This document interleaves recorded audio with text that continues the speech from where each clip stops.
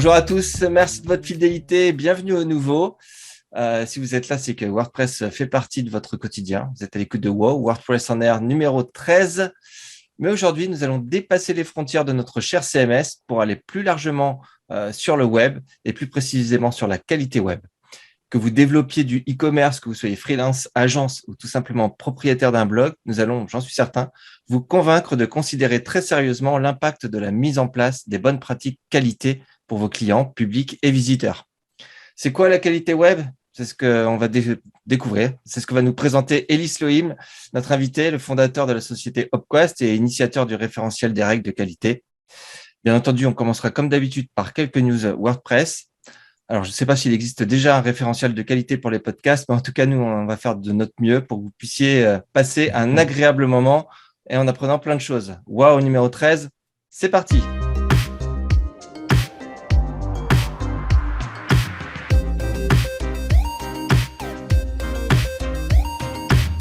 WordPress. That's really cool. Première news, JB. Ouais, bonjour tout le monde. Du coup, on commence avec les news, avec la version de WordPress 5.9, prochaine version majeure à sortir. Du coup, ça fait longtemps qu'on en parle, parce que ça fait longtemps qu'on l'attend, et il va falloir attendre un petit peu plus, puisque finalement, cette version qui devait sortir en décembre ne sortira que le 25 janvier. Et là, donc, la première version bêta, du coup, a été repoussée et sortira donc le 30 novembre. Voilà. Ce qui repousse un petit peu cette sortie, c'est beaucoup de fignolage nécessaire du coup au full site editing, qui est la principale nouveauté de WordPress 5.9, qui sera vraiment une grosse version majeure. Et donc voilà, il était nécessaire de faire les choses bien de ce côté-là et de prendre un petit peu plus de temps. Donc, ça sera pour le 25 janvier 2022, cette nouvelle version. Version 5.9 qui sera vraiment majeure et qui sera suivie d'une version 6.0 qui, comme son nom ne l'indique pas, et vous savez que dans WordPress, c'est comme ça, sera une version un peu moins majeure dans la mesure où elle hébergera potentiellement beaucoup d'améliorations et de correctifs qui suivront cette version 5.9 assez importante. Merci. Je suis content, la 5.9. Déjà, si elle sort aussi tard, ça veut dire qu'il n'y a pas de gros trous de sécu. Ça, c'est cool. Ouais, non. Donc, très bien, janvier, parfait. Et effectivement, sachez quand même qu'il peut toujours y avoir une petite version de sécurité, y compris le jour de Noël, etc., qui peut sortir. Ça peut sortir du jour au lendemain, mais il n'y a rien dans les cartons de ce côté-là, même si on ne peut pas trop en dire plus, mais en tout cas, il n'y a rien dans les cartons, a priori, à court terme. Moi, je vais vous parler du State of the World, donc la conférence annuelle de WordPress, notre messe à nous, si je puis dire, qui aura lieu donc le 14 décembre à New York. Elle sera bien entendu retransmise en streaming et devrait se dérouler pour notre créneau horaire entre 23h et 1h du matin. Si j'ai bien tout suivi. Et Matt nous fera donc le plaisir de nous parler de l'année écoulée, de nous donner les orientations et les nouveaux objectifs à venir, même si on a déjà quand même de petites idées sur l'avenir de WordPress et vers quoi on va. Tout à fait. Et puis, j'enchaîne avec le sondage annuel de WordPress et de sa communauté. Pour celles et ceux qui ne le savent pas, il y a un sondage chaque année qui est diffusé auprès de la communauté. Tout le monde peut le remplir. Il est composé de deux parties. Une partie sur l'utilisation de WordPress que vous faites, que vous avez de votre côté. Orienté aussi sur les technologies que vous maîtrisez pas, etc. Vraiment pour avoir un bon panorama de la communauté. Et puis, il y a une deuxième partie plus qui vous concerne si vous êtes ou souhaitez devenir, ou ne souhaitez pas d'ailleurs devenir contributrice ou contributeur au développement de WordPress, mais aussi au développement de son écosystème avec des extensions, les thèmes, etc., l'accessibilité du CMS, etc. Et de ce côté-là, donc chacun et chacune est invité à remplir ce sondage qui, du coup, est disponible. Alors, je parle au présent, est disponible sur fr.wordpress.org. Je triche un peu parce que la version française n'est pas encore publiée, mais elle le sera du coup dans les prochains jours. Donc, normalement, quand vous écouterez ça, ça sera sorti. Donc, sur fr.wordpress.org, la version anglaise étant disponible sur wordpress.org tout court. Donc, ce sondage, n'hésitez pas à le remplir. À partir du moment où vous utilisez WordPress, vous pouvez donner plein d'infos qui seront utiles, en fait, hein, tout simplement, pour mettre en place les roadmaps des années à venir. Donc, c'est plutôt intéressant. Puis, j'en profite, du coup, pour parler des résultats du sondage de l'année dernière qui ont été publiés aussi. C'est un long PDF d'une 50aine de pages, donc je ne vais pas vous faire un compte-rendu complet, mais quelques petits éléments, quelques petits takeaways intéressants. D'abord, quelque chose qui me parle beaucoup à moi, c'est à propos des mises à jour automatiques qui sont arrivées dans WordPress l'année dernière et puis un petit peu, ces dernières années, on va dire. Le sentiment sur les mises à jour automatiques a globalement beaucoup progressé en positif depuis leur instauration, alors qu'il y avait beaucoup de défiance par rapport aux mises à jour de WordPress. En tout cas, alors de défiance, plutôt de méfiance, on va dire. Ce qu'on peut comprendre, hein, quand on change mon site, j'ai peur qu'il casse. C'est tout à fait normal. Ce sentiment, en tout cas, a évolué de façon très positive. Un autre takeaway intéressant, c'est l'usage de WordPress comme d'un CMS, alors ça on s'en doute un petit peu, qui est de plus en plus majoritaire. Ça fait longtemps qu'il est devenu majoritaire, mais il est de plus en plus, au détriment de l'usage de type blog. L'usage framework applicatif, par contre, donc vraiment installation spécifique, donc WordPress utilisé comme un framework d'application, et lui par contre reste complètement une niche, hein, un usage de niche. Donc voilà, des usages assez, une évolution des usages qui ne fait que confirmer quelque chose qui existe depuis quelques années. Il y a aussi dans ce sondage des retours sur les connaissances de base en fait des gens qui utilisent WordPress, c'est-à-dire quelles sont leurs connaissances de base. Bon, la plupart des personnes sont très très familières avec l'utilisation des extensions, des thèmes, etc., leur mise en place, leur configuration. C'est des choses où il y a beaucoup, l'autonomie des utilisateurs et des utilisatrices de WordPress progresse toujours de plus en plus de ce côté-là, donc c'est vraiment sur la partie configuration. Idem par rapport à l'usage de l'éditeur, donc Gutenberg, hein, l'éditeur natif de WordPress, où son usage est bien maîtrisé aujourd'hui. En revanche, on voit que le nombre de personnes qui se présentent comme étant développeuses et qui maîtrisent la technologie React sur laquelle est basé Gutenberg, du coup, reste faible, même si ça progresse de 1 à 2% par an. Ça reste assez faible avec une douzaine de pourcents de personnes seulement qui déclarent la maîtriser, cette technologie React. Et puis je termine avec une dernière stat. Le nombre de personnes qui ont, ça c'est une stat étonnante, que j'ai trouvé étonnante, le nombre de personnes qui ont réalisé elles-mêmes l'installation de leur site WordPress sur l'année écoulée ou des derniers sites qu'elles ont fait a baissé de beaucoup, de presque 10% sur l'année écoulée. C'est-à-dire que, et on voit en fait en parallèle que le nombre de personnes qui ont utilisé l'installation automatique de leur hébergeur, du coup, a progressé d'à peu près autant. C'est une stat qui m'étonne un peu, mais de plus en plus, du coup, les utilisateurs, les utilisatrices vont se reposer sur leur hébergeur pour installer WordPress. Alors, c'est quelque chose qu'on a beaucoup déconseillé par le passé, qu'on continue à le faire avec certains hébergeurs, alors que d'autres hébergeurs le gèrent plutôt bien. Je pense notamment à nos amis de Switch qui le gèrent pas mal avec Scriptaculous, ce genre de choses. Mais c'est un usage qui reste quand même peu recommandé par les professionnels WordPress et qui pourtant se développe de plus en plus. Donc, peut-être qu'il va falloir revoir ces recommandations si on se rend compte que les hébergeurs le font de mieux en mieux, ce qui serait logique également. Pour rappel, ce qui amenait au fait qu'on le déconseillait, c'était souvent parce que c'était pas une installation normale en fait du corps, mais qu'elle était modifiée ou qu'elle n'était pas forcément paramétrée comme il faut, ou alors que l'installation était typiquement tournée sur une version ancienne de WordPress qui, pour le coup, est vraiment pas bien. A priori, il y a toutes les chances que ces choses-là aient évolué. Donc, un usage, des évolutions d'usage qui sont intéressantes. Donc, n'hésitez pas à remplir ce sondage. Il y a vraiment des choses très intéressantes à apprendre sur la communauté.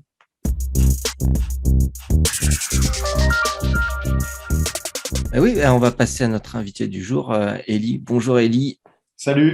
Salut. Merci d'avoir accepté notre invitation. Donc, je pense que tu vas me dire si j'ai pas dit de bêtises dans mon introduction. Tu es fondateur de la société Upquest et j'ai mis initiateur du référentiel des règles de qualité parce que tu vas nous apprendre que les règles de qualité, le référentiel, c'est un peu tout le monde peut y participer. En tout cas, proposer des règles. Et puis, vous êtes un petit comité. Tu vas mieux nous expliquer ça en fait. Vaut mieux pas que je me lance dans des explications compliquées.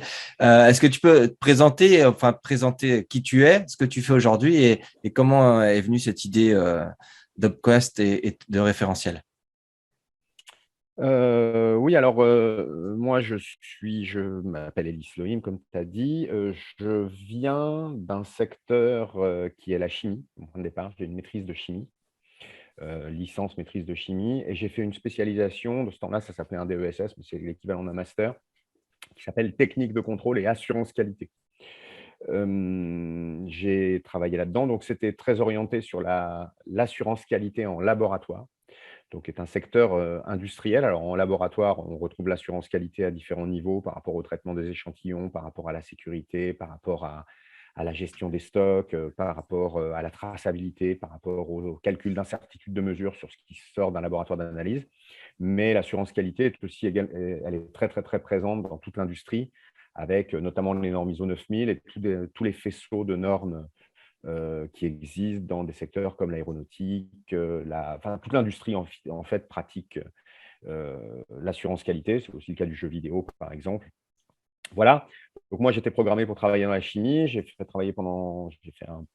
presque un an de travail dans le domaine du pétrole. Après, j'ai basculé dans le domaine du vin. Et aux alentours de fin 1999, je me suis posé la question de savoir ce qui existait dans le domaine. Alors, là, pour le coup, pendant presque 20 ans, j'ai parlé de qualité des sites et pas d'assurance qualité des sites. Et là, en fait, c'est l'énorme bascule qu'on est en train de faire, parce que je suis en train de revenir au point de départ. Mais je vous expliquerai ça un peu plus tard. En tout cas, voilà, pendant 20 ans, on a travaillé sur la question de la qualité des sites. Et la qualité des sites, quand on parle de qualité, en fait, de n'importe quoi, hein, si on parle de qualité de WordPress, si on parle de qualité des process, de la qualité de ce que vous faites chez Whodunit, le point de départ, c'est toujours un point de vue qui est extrêmement subjectif, qui dépend de l'observateur. C'est la question de la qualité. Vous avez voilà, les gens qui regardent ce podcast peuvent se dire, ben voilà, c'est de bonne qualité, c'est de mauvaise qualité, ils ne sont pas sensibles au même sujet, ils sont pas, voilà. Et c'est de là que vient la notion de référentiel dans notre domaine. C'est-à-dire que des gens qui peuvent parler de la qualité, il y en a plein, et c'est très bien. Le métier des qualiticiens, ce n'est pas de dire ce qui est un truc de qualité, ce n'est pas de juger. C'est de fournir des outils au secteur qui permettent d'évaluer, de gérer, de garantir.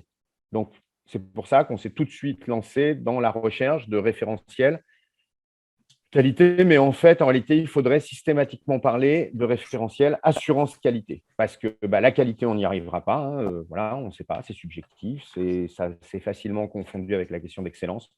Nous, maintenant, on est sur la question de l'assurance qualité, c'est-à-dire comment est-ce qu'on met en place un socle professionnel de base, un référentiel de base qui consolide les projets web et qui permet aux gens de travailler ensemble.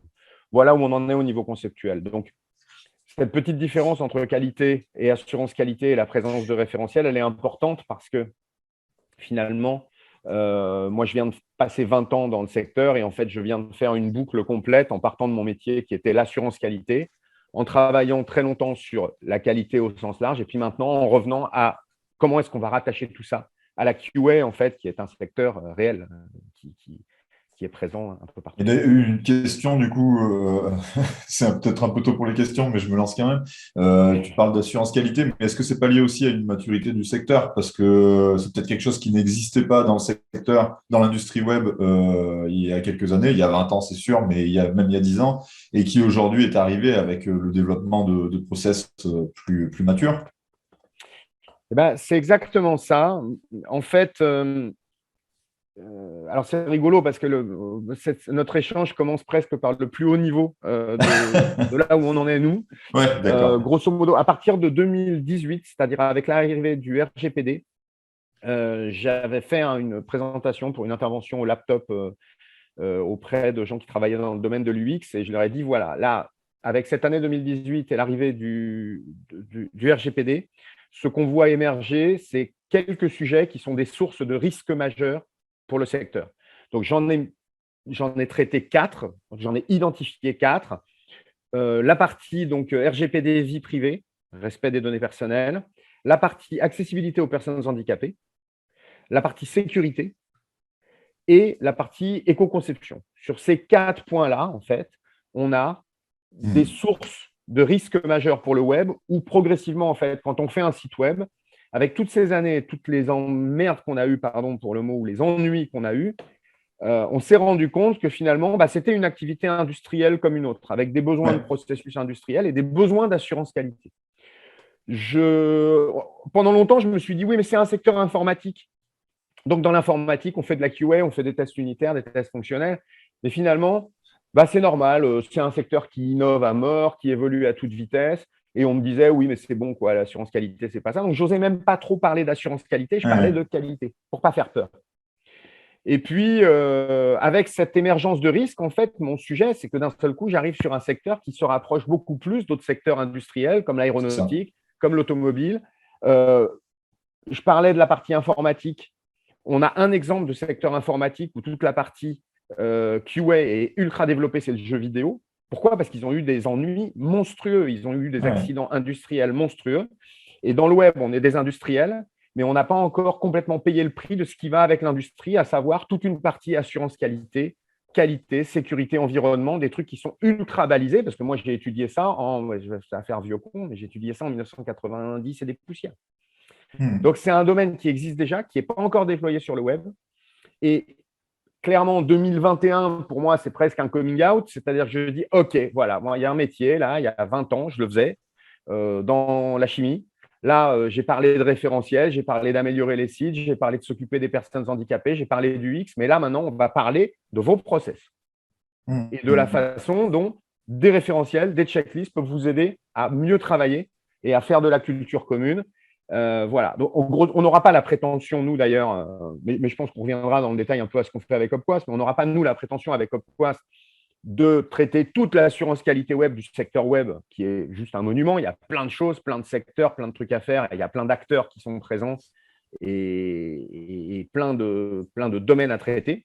Nous, voilà, on a ce référentiel qui est cette checklist, qui est une bonne base, qui ne fait pas l'excellence, mais qui permet déjà de bien faire rentrer l'assurance qualité dans les entreprises, au-delà du test unitaire, test fonctionnel, qui nous fait passer de manière quasi permanente depuis 20 ans à côté de toutes les problématiques d'accessibilité, d'éco-conception, de vie privée, de prise en compte des utilisateurs. Voilà. Donc, voilà, on en est là. Donc, voilà, c'était un peu long comme explication, mais voilà l'explication à la fois du besoin de référentiel, c'est pour objectiver.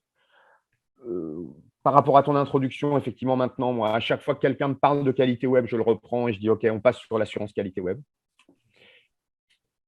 Pendant longtemps, on a parlé de bonnes pratiques aussi. La création de notre référentiel, c'est 2004. On l'a présenté comme un ensemble de bonnes pratiques et on s'est rendu compte que finalement, les bonnes pratiques, c'est des conseils, c'est des trucs, tu les fais pas, tu fais un peu comme tu veux, quoi. Voilà. Et là, maintenant, nous, comme on est capable de les justifier, les 240 règles de notre référentiel, on est capable de les justifier, de les étayer. On a on vous en présente 240, et on en a des milliers, enfin, non, pas des milliers, mais pas loin d'un millier qui a dégagé. On est passé de la notion de bonne pratique aussi à la notion de règles d'assurance qualité, ce qui ne vous empêche pas de vous asseoir dessus si vous avez envie d'ailleurs. Ouais, mais au moins, ça a le mérite d'être clair. L'aspect bonne pratique, c'est vraiment l'aspect… ça fait penser à un conseil, à une astuce, et ça rendait en fait finalement la terminologie plus difficile de l'appliquer et surtout de la faire appliquer en fait, alors que la notion de règle, au moins, est très claire, quoi. Après, derrière, tu décides, en ton âme et conscience, tu décides de ne pas l'appliquer, mais tu as une règle en face, quoi. Exactement. Donc, comme Eddy a démarré sur la qualité web, les règles qualité et les bonnes pratiques, voilà, en fait, on est en train de changer. Et alors, c'est allé assez loin, puisqu'en fait, on a même renommé le bouquin qui s'appelait Qualité web, qui parlait de la qualité des sites. Finalement, la qualité des sites, c'est vous qui la faites, c'est les professionnels, c'est les designers, c'est les UX, c'est tous les experts avec lesquels on bosse. Nous, on vient modestement se caler là en bas, un socle de base. Et ce socle de base, c'est l'assurance qualité web. Et quand même, malgré tout, il y a du matos. Rien que le socle de base. Voilà. Alors, tu viens de le dire. Est-ce qu'on peut détailler un peu à qui s'adresse ce référentiel? C'est comme la qualité industrielle à tout le monde. C'est comme la qualité dans l'industrie. C'est comme si tu disais, ça concerne tout le monde. L'assurance qualité dans l'aéronautique, ça concerne tous les métiers. C'est-à-dire, ça débute avec la fabrication des avions, la conception. En plus, c'est des sujets qui finalement sont encore actuels. La conception, les pilotes, les gens qui bossent dans les tours de contrôle, les processus de sécurité, tout le monde est concerné. Tous les métiers. Tu n'as pas de métier dans l'aéronautique ou dans la chimie qui échappe à la notion d'assurance qualité. tout le monde, c'est le boulot de tout le monde qui doit s'approprier, avec d'ailleurs tous les bons côtés et tous les mauvais côtés. Parce que moi, quand je viens dire, attendez, ça y est, ça rigole plus, il y a de l'assurance qualité, c'est aussi une mauvaise nouvelle. C'est fini le site. Enfin, vous vous occupez de gens qui installent des WordPress à l'arrache. Je pense que ça vous parle quand vous avez des gens qui ont installé des WordPress comme ça un peu à la légère, etc. Et qu'en fait, finalement, vous vous retrouvez avec des coûts de non-qualité ou des ennuis invraisemblables parce que c'est un métier, quoi. Voilà, c'est un métier avec sa complication, ses risques, ses difficultés. Donc, ça concerne vraiment tout le monde. En tant que consommateur, quand tu parles de l'aviation ou même dans la nourriture, l'industrie de la restauration, on comprend en tant qu'utilisateur, on se dit bah, tant mieux, heureusement qu'il y a ces normes-là et que les gens les suivent, parce que c'est moi qui vais en payer les frais. Sur le web, on peut payer les frais tous les jours en naviguant sur Internet parce qu'on n'accède pas, parce que ça ne répond pas. Mais il n'y a pas d'obligation, il n'y a pas encore de normes. Tu parlais de normes ISO, il n'y a pas quelque chose comme ça qui. Est-ce que vous allez vers ça? Est-ce que c'est jouable, envisageable? Alors, OPQuest, ça veut dire Open Quality Standard. Donc, à la création en 2004, quand on écrit, on dit standard qualité ouvert. Et on le développe, sachant que moi, je viens du domaine de la normalisation. Évidemment, puisque quand tu es qualiticien, tu bosses que avec des gens qui sont ISO, CEN, Comité européen, DIN, toutes les entités, évidemment AFNOR. C'est évidemment nos… Voilà. Il y a différents degrés d'insertion des référentiels dans la vie quotidienne. Tu peux avoir la loi. Donc, par exemple, on retrouve un certain nombre de nos règles qui sont aussi déjà présentes dans la loi. Il y a un certain nombre de règles qui peuvent se retrouver dans des référentiels spécifiques, par exemple des référentiels de sécurité, dans des référentiels d'accessibilité, évidemment, qui ont même d'ailleurs largement précédé nos référentiels. Est-ce qu'on va vers un référentiel international sur l'assurance qualité web? OPQuest pourrait se transformer, enfin la checklist OPQuest pourrait un jour se transformer en standard de facto et être pulsé vers le W3C, qui aurait la légitimité, faire l'objet d'une fondation ou être directement pulsé vers les instances de normalisation françaises. Et puis après, c'est un millefeuille France, Europe, monde, donc ça passe dans ce sens-là, c'est toujours comme ça les normes. Donc ça fait partie des directions. Pour ça, ça veut dire que le référentiel doit être approprié par tout le monde. On est encore très loin de ça. Et donc, voilà, oui, ça a vocation peut-être un jour à devenir un référentiel international, enfin, voilà, de facto, et qui s'insère dans le mécanisme général. Et pour revenir à ce que tu disais sur les utilisateurs, effectivement, en tant qu'utilisateur de l'aéronautique ou en tant qu'utilisateur du jeu vidéo, on aime l'assurance qualité parce que elle nous donne, on sait à quoi elle sert, c'est-à-dire qu'on perçoit les risques, on les sent bien les risques en tant qu'utilisateur. Quand on a peur de se crasher, on dit OK. Quand on a peur d'avoir des gros bugs en jeu vidéo, on dit OK. Et il y a deux choses. Les utilisateurs, en fait, n'ont pas besoin spécialement de s'occuper de la qualité. Ils s'en foutent. Ce n'est pas leur question. Il faut que ça marche, quoi. C'est tout. Ça, c'est la première observation. Et la deuxième observation, c'est qu'il faut qu'ils soient capables de la payer malgré tout. C'est-à-dire, voilà, quand vous achetez une voiture, il y a quelqu'un qui me dit bonjour, quand vous achetez une voiture, vous savez pas exactement quel est le pourcentage de la voiture qui est payé sur du process management de la qualité, assurance qualité, contrôle, respect des normes de sécurité, etc. Mais vous le payez, c'est clair. Et sur le web, c'est compliqué de faire payer la sécurité, c'est compliqué de faire payer. Quand est-ce que des gens sont capables de véritablement payer la qualité? C'est quand ils ont déjà eu des emmerdes, enfin pas la qualité, l'assurance qualité. Quand ils ont vraiment eu des ennuis, là, on commence, voilà, quand une personne en est à sa 4e refonte et qu'ils ont eu des problèmes énormes et qu'ils se sont fait hacker 2 fois et que tu viens leur dire, attendez, là c'est important, prévoyez 5 ou 6 jours hommes pour la partie mise à jour. Là, je m'adresse à des gens qui travaillent sur WordPress. Pour moi, la clé de WordPress, c'est effectivement d'avoir une entité qui soit propre, qui soit capable de traiter la mise à jour. Voilà, c'est pas de l'install. Voilà, il faut de la maintenance, il faut de l'entretien, des choses comme ça. Donc, ces gens-là, quand ils ont eu vraiment des ennuis, là, on commence à pouvoir leur dire, attendez, il y a une partie du coût de ce que vous faites qui est en fait de la prévention des risques. Et ça marche très bien. Mais il faut du temps. Donc, oui, par rapport à ce que disait JB, c'est une question de maturité du secteur. Et on essaye un peu de précéder cette montée en maturité, c'est très modestement, enfin modestement ou pas d'ailleurs, on se dit finalement, est-ce qu'on n'a pas vu un truc longtemps à l'avance, quoi, avant qu'il Oui, arrive. de 2003-2004, c'est sûr que. Enfin, 2004, hein, tu disais, oui, c'est sûr que 99. c'est. 99. Pour la naissance d'Upquest, c'est pas dans les années 2000? La naissance du site equalité.com, c'est 1999 et Ok, la question initiale, c'est comment évaluer, gérer et mesurer la qualité des sites web. ok. Pas une demi, 40. 99, ça remonte un peu. Je crois qu'on était, on était encore en Oui. train de bidouiller sur Dreamover, nous, à ce moment-là. Moi aussi. H. Moi aussi. J'étais sur Dreamweaver.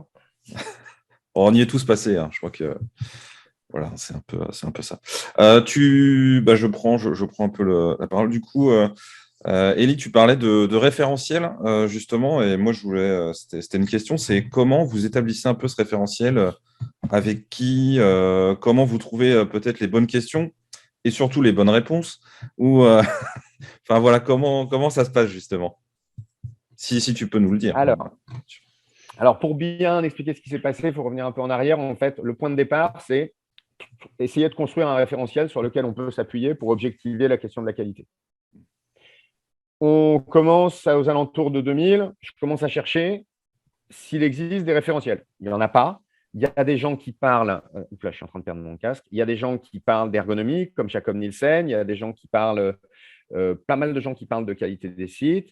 Nous, on commence à travailler là-dessus sur un site qui s'appelait equalité.com. On crée un modèle qui s'appelle le modèle VPTCS, visibilité, perception, technique, contenu, service, qui est un modèle important.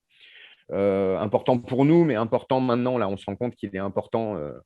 Voilà, on sent qu'on a publié récemment dans Smashing Magazine, on a eu des retours, on sent qu'il est de niveau mondial, ce modèle maintenant, et dans son application aussi. Donc, on crée ce modèle-là et on commence à se pencher sur des grilles d'évaluation.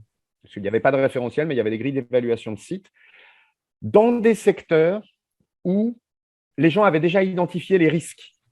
Ces domaines, c'est la santé, c'est l'éducation. Ou au Canada, en Suisse, dans beaucoup de pays francophones, il y avait des gens qui disaient comment est-ce qu'on fait pour envoyer une classe sur des sites pour de l'éducation, comment on qualifie les ressources pédagogiques. C'est tout le travail qui a été mené ensuite par Canopé, etc. C'est des ressources pédagogiques. On n'envoie pas une classe de 30 mômes sur n'importe quelle ressource. Voilà. Pareil dans le domaine de la santé. Il fallait détecter les truands déjà. Voilà, il fallait se poser la question. Et c'est très rigolo, à partir de ce moment-là, presque toutes les grilles que j'ai trouvées tournaient autour des contenus. Ouais. Et ces grilles sur les contenus, voilà, finalement, ont disparu pendant 16 ans, jusqu'à l'arrivée de Trump, où on s'est rendu compte que finalement, l'information sur Internet, la question était centrale. On pouvait faire des trucs merveilleux au niveau technique, mais qu'au centre, il y avait les contenus. Et donc, on s'est retrouvé avec des grilles d'évaluation et on a commencé à assembler tout ça. J'ai proposé en 2004 une liste de 190 règles. Ces 190 règles, donc on appelait bonnes pratiques encore à ce moment-là, on les a soumises. On a créé avec mon ami Fabrice Bonny, qui maintenant on ne travaille plus avec Upquest, mais à la création, il était là. On a proposé ces 190 règles. On a créé 190 forums pour 190 règles et on a dit aux gens, discutons pour voir si ces règles répondent. Alors, au départ, c'était discutons. Au bout de 2-3 mois, on s'est rendu compte qu'il fallait publier des règles pour valider les règles. On a dit… Logique.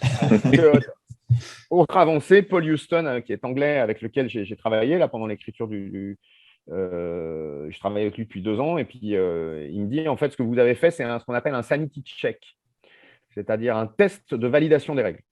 Et ce test dit qu'une règle, on doit prouver qu'elle est réaliste, on doit prouver qu'elle a un avantage pour les utilisateurs finaux, on doit prouver qu'elle est universelle, on doit prouver qu'elle est vérifiable en ligne. Alors, à chaque fois, en face de ça, il y a des fiches complètes dans lesquelles on rédige les objectifs, les moyens de contrôle, voilà. On a ajouté progressivement des règles supplémentaires, dans le sanity check, on a ajouté des règles supplémentaires. Il ne faut pas de valeur numérique, parce que dès que je marque un truc numérique, ça va être contesté à mort.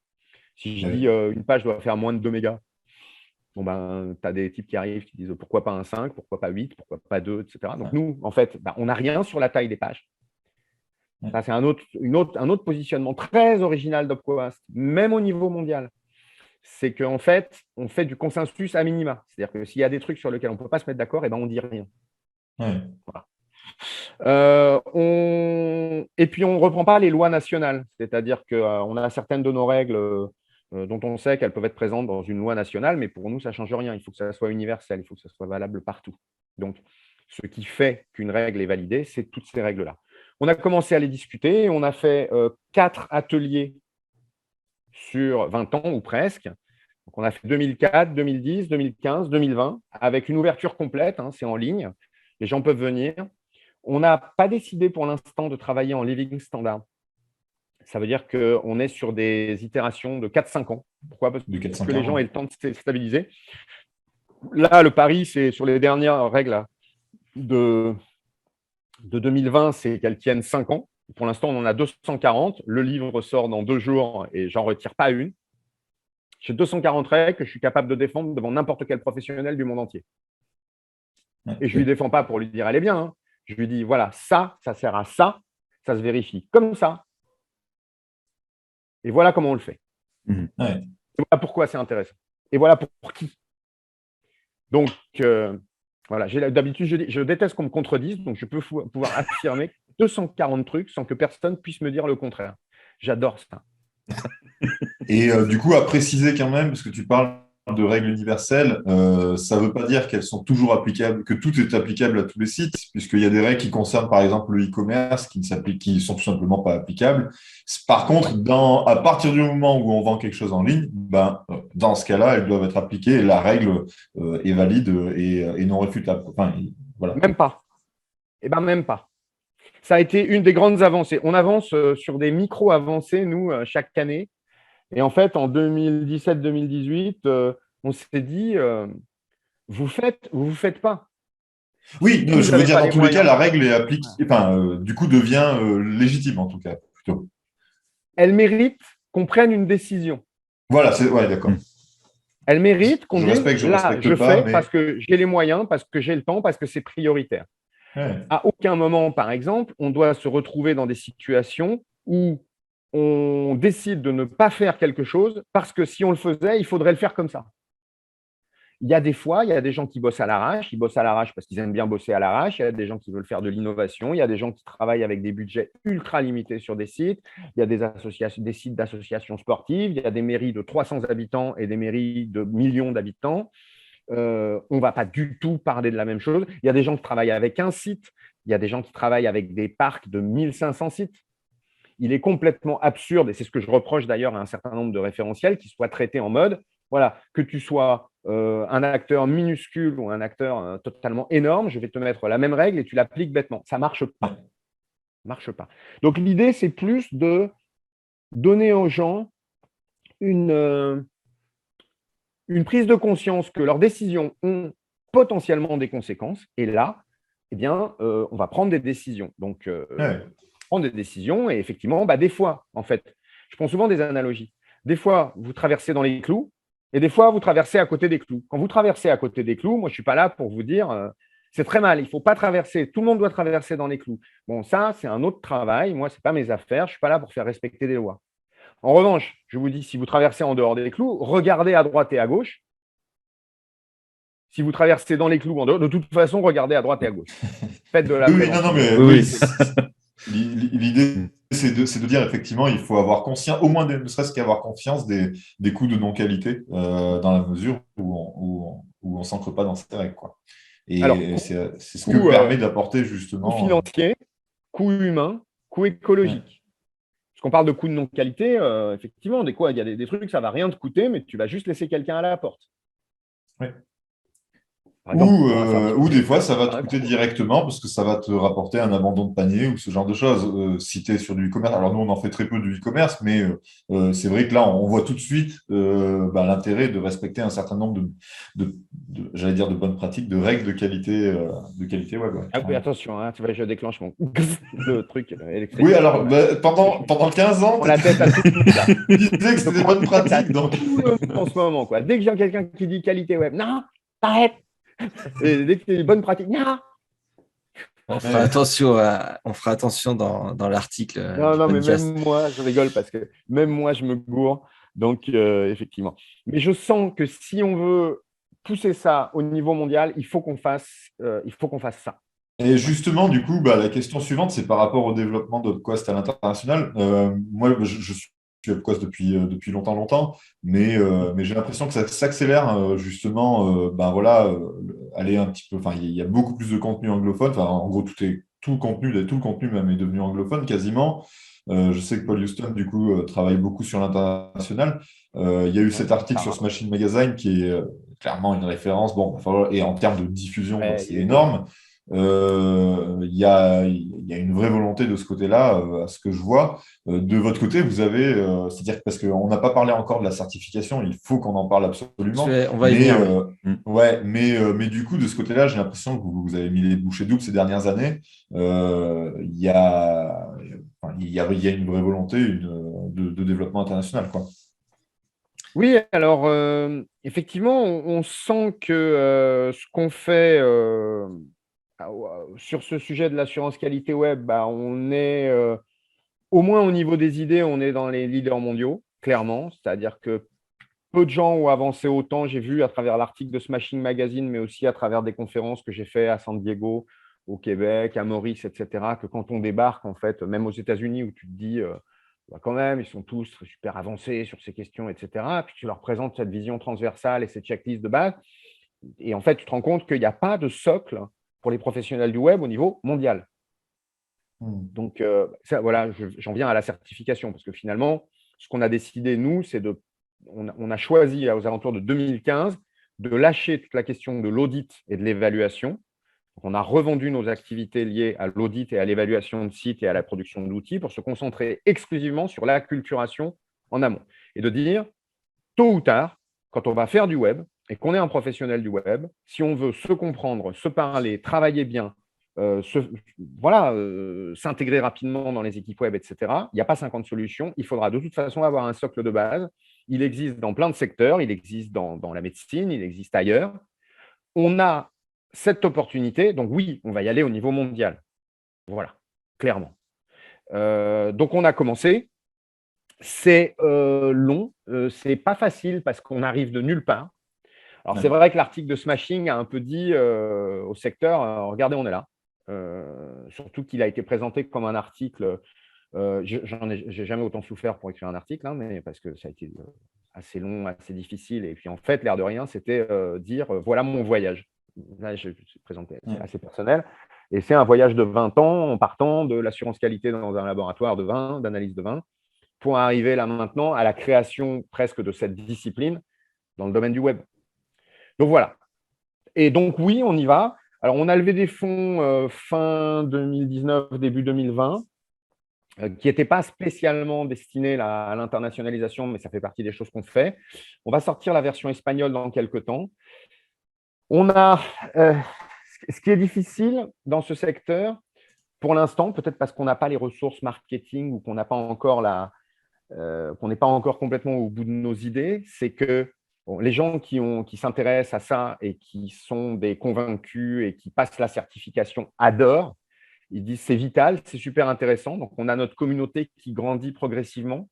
Mais vu de l'extérieur, on n'a pas non plus des gens aux États-Unis, les gens, par exemple, aux États-Unis qui voient passer la checklist ou qui voient passer les articles, ils ont un regard intéressé, poli, mais on n'est pas sur des gens qui disent là, attention, on a touché un gros truc. Ouais, alors que pourtant, moi je le vois chez nos confrères qui sont souvent américains, etc., dans l'écosystème WordPress. Typiquement, je pense à l'année dernière, 10up, qui est une agence américaine que je connais bien parce que c'est beaucoup de contributeurs au core WordPress, qui ont développé le site de la Maison Blanche dont on a beaucoup parlé, avec en gros un cahier des charges de faire le meilleur site du monde, entre guillemets, bien entendu, en 60 jours entre l'investiture les résultats de l'élection et l'investiture. Donc voilà, avec une équipe commando de 3-4 personnes, etc., avec vraiment des processus en mode un peu programme Apollo, quoi, finalement, voilà, un contrôle de mission, etc. Mais beaucoup moins de personnes, évidemment, parce que voilà, c'est pour réduire un peu justement l'inertie. Et du coup, où justement, il y a eu énormément de contrôle parce qu'ils ne pouvaient pas se permettre, en fait, les coûts de non-qualité sur un tel site avec un tel engagement étaient trop importants. Alors, bien sûr, on parle pas d'un projet web à quelques milliers d'euros, c'est un projet qui dépasse le million, évidemment, mais où il y a eu beaucoup de process et j'ai l'impression, en fait, pour avoir un peu communiqué avec les personnes qui ont bossé sur ce projet-là, que c'était beaucoup, en fait, enfin, la question de la qualité était beaucoup gérée, en fait, via du contrôle, alors automatique ou manuel, peu importe, mais du contrôle par rapport à des critères. Et voilà, je coche la case ou je la coche pas. Si je la coche pas, je dois la cocher. Et donc, finalement, ce qu'ils étaient allés chercher, c'était beaucoup plus, en fait, finalement, des outils d'évaluation. Voilà, c'est ça que je veux dire. Et peut-être que justement, il manquait peut-être, j'ai l'impression qu'il manque dans l'industrie peut-être cette base en fait de partir avec l'assurance qualité directement en amont du projet et pas aller parce que voilà, c'est comme avec l'accessibilité aujourd'hui. On a beaucoup en fait chez nos clients, bah, là je parle pour l'agence Oudonic ou pour nos confrères, hein, beaucoup de clients qui veulent de l'accessibilité, qui vont faire même parfois, surtout pour les collectivités, mais pas que, un audit accessibilité à la fin, mais qui ne va pas forcément penser l'accessibilité en amont, ce qui peut être un problème, qui est un problème très connu déjà au niveau de l'accessibilité. Voilà, il y a eu beaucoup de choses écrites là-dessus, mais voilà, on pense tout de suite, on pense vraiment contrôle et critères, évaluation, et pas forcément méthodologie en amont, etc. Alors même que l'industrie se développe. On s'est mis sur la culture. Nous, on s'est Voilà. mis sur la culture transversale. C'est-à-dire qu'effectivement, on arrive là maintenant, ça commence dans l'accessibilité, ça devient intéressant puisqu'on commence à avoir des gens qui font entrer ces référentiels en amont. Ça commence à venir. Ouais. Donc, pour moi, on est très, très loin de ce qu'il faut. Mais dans le même temps, arrivent les référentiels éco-conception, arrivent les référentiels de sécurité, arrivent les questions de RGPD, arrivent les questions de prise en compte des utilisateurs, les contraintes marketing, etc. En gros, voilà. Nous, on arrive avec une brique culture, il y a une brique méthodologie, il y a une brique évaluation. La brique culture, de toute façon, pour moi, on ne fera rien si on ne l'a pas. Donc, nous, on a décidé, voilà, comme avec un test sur le modèle, un peu comme le TOEIC, de faire en sorte que les professionnels du monde entier aient cette base-là. Et après, là-dessus, ils vont construire. Avec d'ailleurs un écosystème qui est l'écosystème d'Opquast ou pas. Nous, ce qui nous intéresse, ce n'est pas nous de monopoliser ce qu'est l'assurance qualité. Là, maintenant, je commence à considérer que tous les gens qui travaillent dans l'accessibilité, dans l'éco-conception, etc., sont des gens qui sont sur l'assurance qualité. Ils en font partie. Tout à fait. Et c'est évident quand tu regardes. Et avant de parler de la certification, parce qu'il faut vraiment en parler, une dernière question là-dessus. Il y a une concurrence. Alors en France, j'en ai pas, j'ai pas l'impression, mais une concurrence de quoi? C'est-à-dire, enfin, vraiment des sociétés ou organismes, fondations, etc., qui se sont positionnés vraiment avec une philosophie similaire, ou parce que j'en ai pas du tout connaissance. Ouais, si. Alors, il y a pas exactement quand même, puisque on a un référentiel où il n'y a pas trop d'équivalent au niveau mondial. Hein. Ça, c'est un des trucs. Vous ne trouverez pas de checklist comme ça, bétonné. Vous trouverez des listes de règles, vous trouverez des choses comme ça, mais un référentiel aussi solide, il n'y en a pas beaucoup. Alors, il y a pas mal de certifications dans le domaine du digital au sens large. Donc, qui va embarquer des tas d'autres choses, hein, le digital. Nous, on est plutôt sur la technologie web. Nous, c'est notre spécificité, tout ce qui va être web, qui est d'une importance capitale, même si les gens du digital ou du numérique ne s'en rendent pas compte. Donc, toutes les certifs digital numérique, voilà, c'est des choses qui apportent une valeur ajoutée super importante. Là, souvent d'ailleurs pour les utilisateurs finaux, contrairement à l'assurance qualité web qui est vraiment pour les pros du web. Hein. C'est notre truc. Et puis, à côté de ça, il y a d'autres certifications qui sont des certifications plutôt, pour le coup, en silo et qui sont essentielles. D'ailleurs, nous, notre boulot, c'est de faire passer des gens sur notre certification et puis ensuite de les envoyer vers des certifications dans le domaine de l'accessibilité, dans le domaine de la sécurité, dans le domaine des méthodes agiles. Voilà. En fait, donc bon, je ne parle pas des certifications, entre guillemets, digital numérique, qui sont des certifications de culture G, d'acculturation globale du secteur, à la fois soit pour les utilisateurs, soit pour les usines ou les entreprises, les organisations. Nous, on est sur la partie web. Donc, ça couvre quand même assez large, hein, tous les métiers du web, les product owners, les ergonomes, les gens le commercial, le marketing, etc. Les développeurs, évidemment, développeurs back, développeurs front, les gens qui font du référencement. Et puis, notre certification, en tout cas ce qu'on fait nous, n'est pas suffisant pour des gens qui vont devoir maîtriser des bons niveaux, notamment, alors l'accessibilité, c'est un super sujet. Pour moi, on pulse énormément de gens qui font d'abord la certification WebQuest où ils se disent « Ah ouais, il y a tous ces cas-là à gérer » et qui se disent « En plus, pour travailler comme développeur, là, il faut que je fasse une certification accessibilité. » Et les deux s'enchaînent très bien parce que voilà. Et pour nous, il faudrait aussi qu'on réussisse dans le domaine de la sécurité, dans le domaine de la web perf, dans le domaine du référencement. Ce qu'on voit aussi maintenant, c'est des gens qui sont passés par des spécialisations, donc des experts, qui commencent à descendre vers chez nous. Donc, on a des entreprises, plusieurs entreprises, notamment dans des experts accessibilité, qui vont passer la certification WebQuest pour dire, voilà, j'ai besoin de discuter avec des référenceurs, j'ai besoin de discuter avec des ergos, je ne peux pas être que sur l'Access. Parce que sinon, avoir une approche transversale. Ouais. Comment ? Avoir une approche transversale sur son secteur. C'est ça. Ouais. Donc, ce n'est pas vraiment de la concurrence, puisqu'on n'est pas en frontal. J'ai encore eu, là, on a eu une galère, là, on est en train de galérer, comme beaucoup de certifications en ce moment, sur France Compétences. J'ai reçu des messages super gentils de gens de TOSA, de Digit, de gens qui disent non, on a besoin de vous là où vous êtes. Ce que vous faites, c'est important. Et ce qu'ils font, c'est important aussi. Mais ce n'est pas la même chose.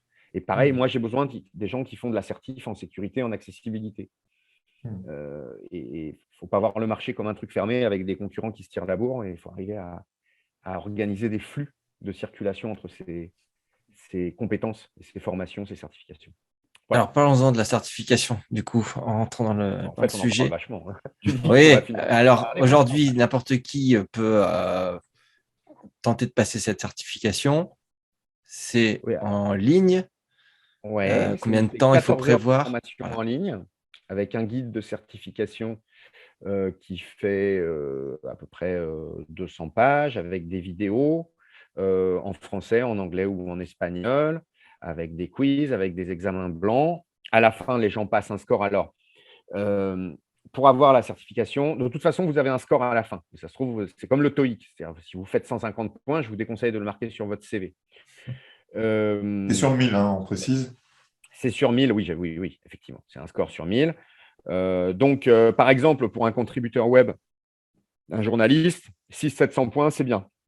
Pour un développeur, si vous dites je suis développeur, j'ai fait 700 points, dans le cadre d'études, c'est bien, mais ce n'est pas une valeur ajoutée suffisante. Dès qu'on commence à avoir des gens qui dépassent 850, 900, là, on commence à avoir des gens vraiment qui se sont posés des questions et qui savent répondre à des questions complexes sur des prises de décision par rapport aux utilisateurs ou sur la maîtrise du vocabulaire et tout ça. Donc voilà, ce n'est pas avoir la certification, c'est véritablement passer ce test et savoir se positionner, se quantifier à la fin et après pouvoir le marquer sur votre CV, vous en servir. Il commence à y avoir pas mal d'offres d'emploi aussi qui commencent à mentionner le truc. Plus globalement, ce qu'on veut pousser sur le marché, c'est que c'est un truc, c'est pas un truc exceptionnel, c'est pas une certification pour dire regardez comme je fais la différence. Je connais les bases, quoi. Voilà. Et je ne suis pas un ninja qui travaille à l'arrache en disant juste avec mon talent et mes 20 000 heures de vol, je vais faire du super boulot. Ouais. Je m'appuie sur des choses. On en est à combien de certifiés aujourd'hui? 13 000, non? C'est ça à peu près? 13 500, ouais. 13 500. Ouais, donc il y a quand même du chemin parcouru. Depuis combien de temps la certification existe? Depuis moins de 10 ans, hein? 5 ans. 5 ans. Elle existe depuis 5 ans.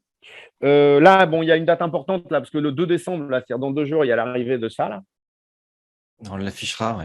Parfait. Ouais, bien sûr. Albestio. Le livre Assurance Qualité. Là, il a l'air bien épais. Hein.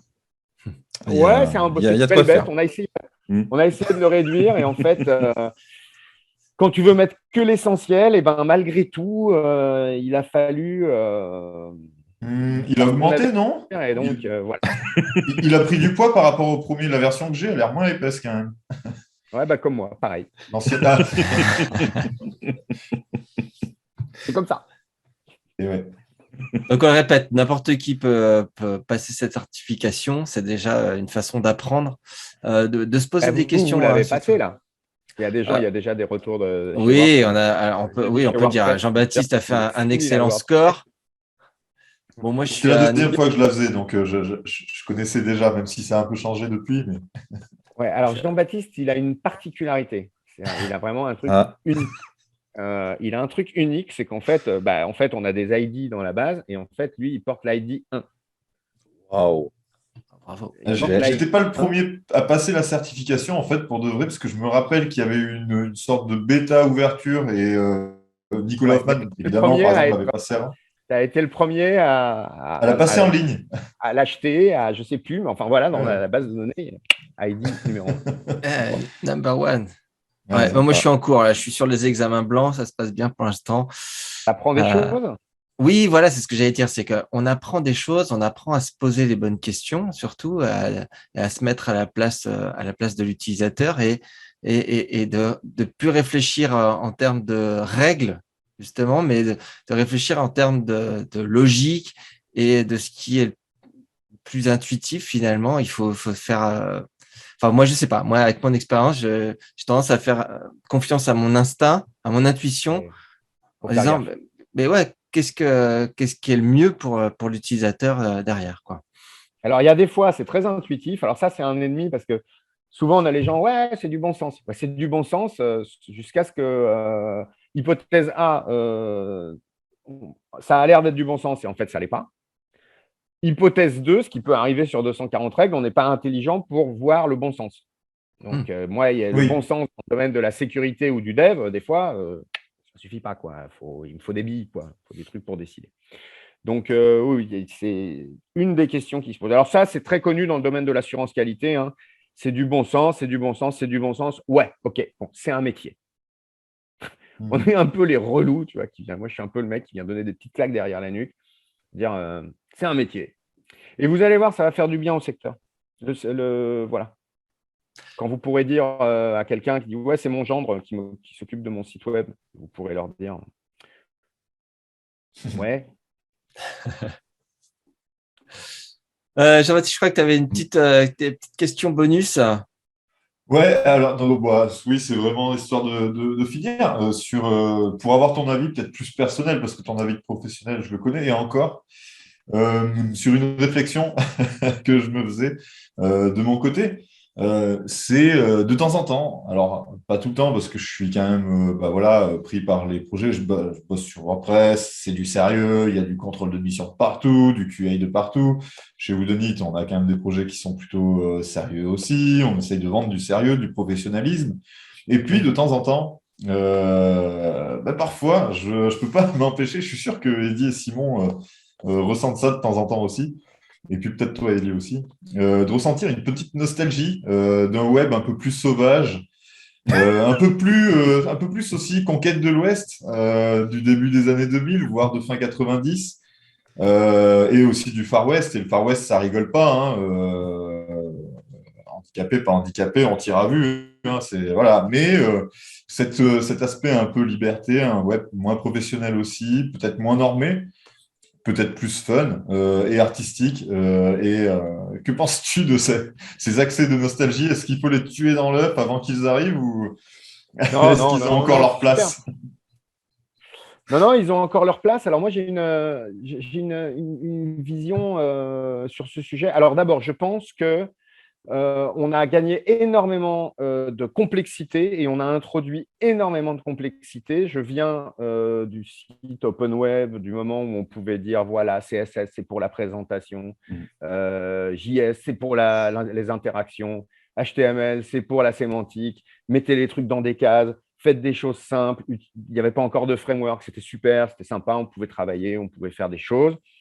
On a introduit beaucoup de complexité et il y a toujours des excès dans ce genre de mouvement puisque c'est des mouvements à long terme, des mouvements longs. Donc, je pense qu'on reviendra à de la simplicité. Après, pour tout ce qui concerne la créativité, l'innovation, il y a un discours sur le fait que les contraintes brident l'innovation, que les contraintes brident l'artistique. même il y a quelques minutes, je disais que le télétravail bride l'artistique et l'innovation et la créativité. Et en fait, pour moi, c'est un détecteur de personnes qui travaillent bien. C'est-à-dire que des gens qui sont capables de travailler avec des contraintes et qui sont capables d'innover dans un cadre de contraintes, c'est comme si on disait pourquoi on n'a pas donné à Van Gogh des toiles beaucoup plus grandes et pourquoi on ne lui a pas donné un iPad. Il aurait fait des tableaux beaucoup plus beaux. Et c'est complètement con. Ça n'a aucun sens. Excusez-moi. La contrainte, elle est totalement intégrée dans la créativité. J'avais relayé là, un truc de l'INA de Georges Perec qui avait expliqué que quand il avait écrit La disparition, avec donc une absence totale de la lettre E dans l'intégralité du livre, il avait repris un mouvement, je ne sais plus comment il s'appelle, un mouvement qui est pratiqué par les Grecs, genre 500 ans avant Jésus-Christ. Et en fait, il disait que cette contrainte supplémentaire de retirer le E l'avait conduit très rapidement à des nouveaux niveaux de créativité. Ouais. Donc, je comprends cette nostalgie, mais je pense qu'il y a de la créativité, il y a de l'innovation, il y a de l'artistique à trouver avec toutes les nouvelles contraintes qu'on a là. Et que c'est aussi passionnant. C'est une très belle réponse. Moi, pour faire de l'improvisation n'existe pas sans les règles. En fait, voilà, les gens pensent qu'on va tout improviser, mais s'il n'y a pas de contraintes et pas de cadre, ça ne marche pas. Ouais, tout à fait. Voilà. Alors, par contre, en général, quand j'ai vraiment des gens qui sont persuadés du contraire, soit c'est des gens qui ne sont pas assez mûrs au niveau professionnel, soit ils ne sont pas bien malins.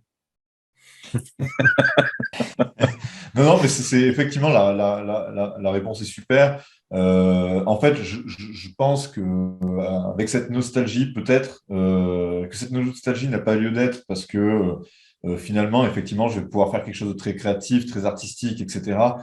Et que j'aurais tout simplement pas besoin de checker, vérifier sa qualité, parce qu'en fait, je vais penser à la qualité comme étant quelque chose de, voilà, une évaluation, etc. Mais si, en fait, à la base, au moment où je conçois, j'ai en tête finalement toutes les règles, tout ce qui permet de faire quelque chose de qualitatif et voilà, tout ce qu'il faut faire bien finalement pour faire un bon produit, bah, je vais le faire sans me poser de questions. Et finalement, la notion d'évaluation qui serait un peu, voilà, qui briserait cette nostalgie du Far West, etc. Bah, en fait, peu importe si à la base, j'ai la culture qui me permet de faire des choses qualitatives. Je pense que c'est peut-être ça la réponse. Pourquoi on a décidé de se mettre sur la formation, la culture, le vocabulaire et de laisser les gens construire à partir de ça. C'est comme ça qu'on s'est positionné. Voilà.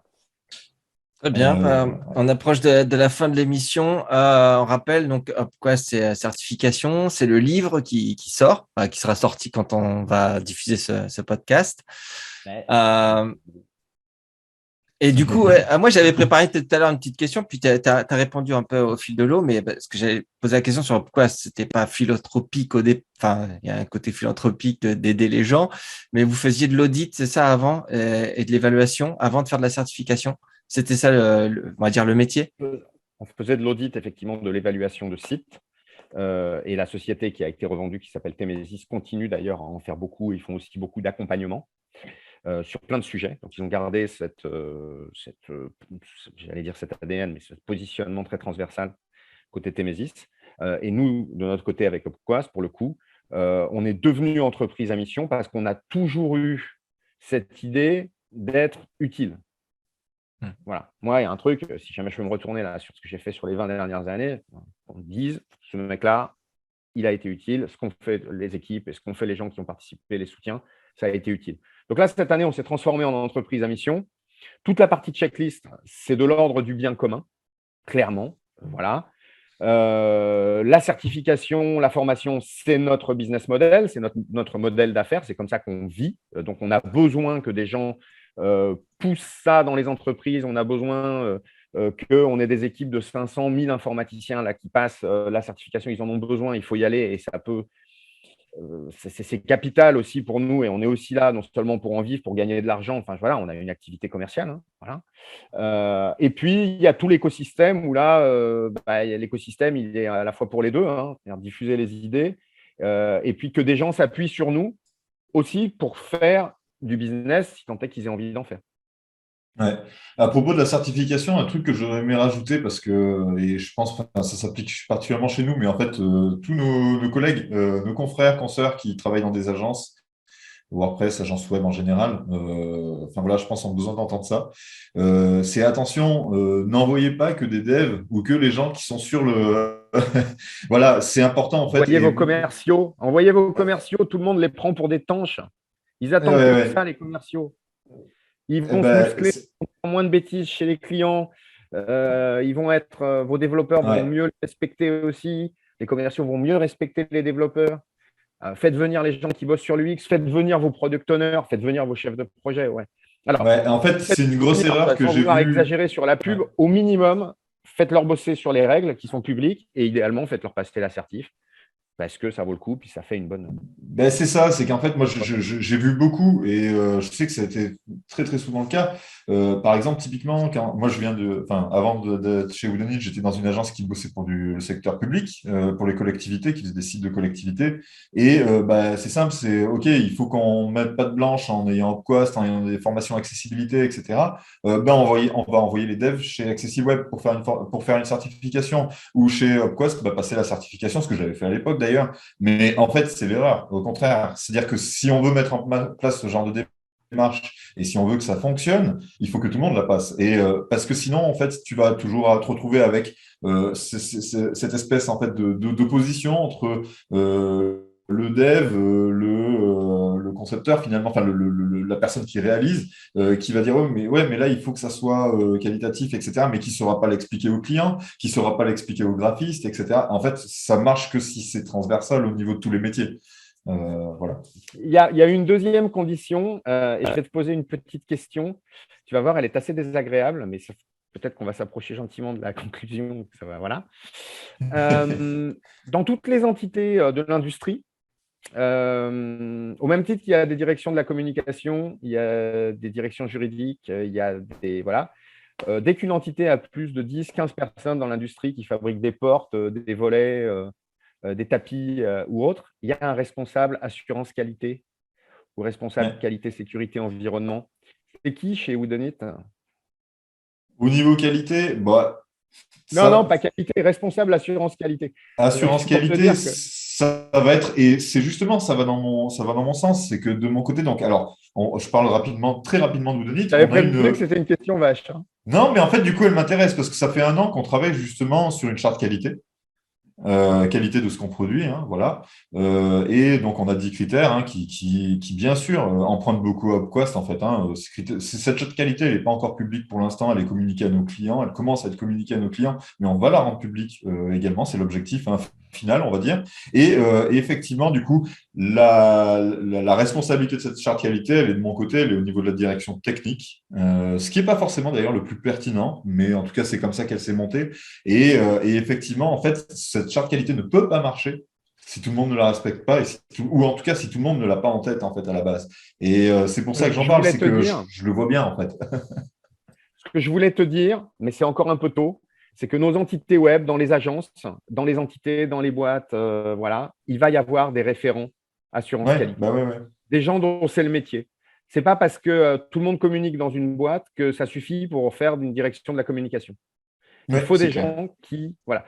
Et la définition de l'assurance qualité, surtout la définition du management de la qualité, c'est les activités coordonnées permettant de piloter un organisme en matière de qualité.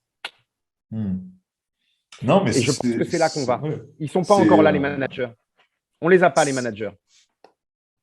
Sur le management de la qualité, j'ai l'impression que sur certaines agences qui sont des grosses agences, hein, 100, 200 personnes, il y a beaucoup de choses qui commencent à arriver parce que du coup, Ouais. déjà, bah, voilà, ils peuvent plus se permettre quoi, d'avoir des coûts de non-qualité, etc.